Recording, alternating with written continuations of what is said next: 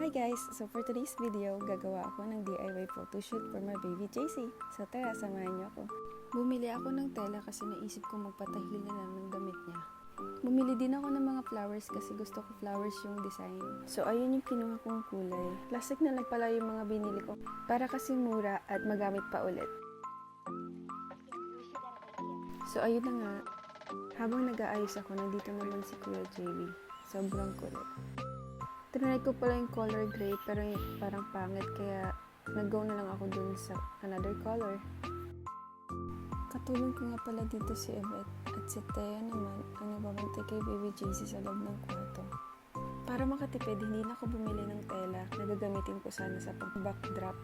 Kaya ayun, naghanap-hanap na lang ako ng mga tela na pwedeng gamitin. Sa paghahanap ko, nakita ko yung punda ng bedsheet namin at gown ni Mami J.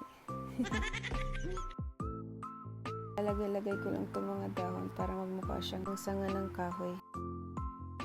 Ito din palang swing, pinagawa ko lang sa kapatid ko.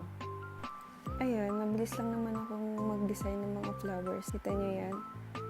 Charot, naka-timelapse ko na. So this is the final look. Ayan, parang makeup tutorial lang. At yung gown. Thank you, Mami J. Binisan ko na rin si Baby JC kasi ready na ang lahat. Siya na lang ang tatanong namin kung ready na ba siya. Tcharam! Look at my baby. Sobrang cute. Sobrang hirap pala paggising. So ayun, nag-break time muna kami. Booby time para mabilis siya makatulog. At ayan na nga, pang second attempt na namin to. Sana magkaroon na kami ng magandang shot.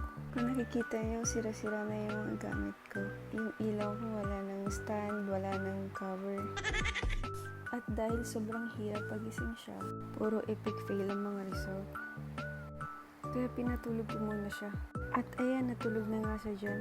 Finally, nakakuha na kami ng magandang shots. At hanggang dito na lang. Thank you for watching.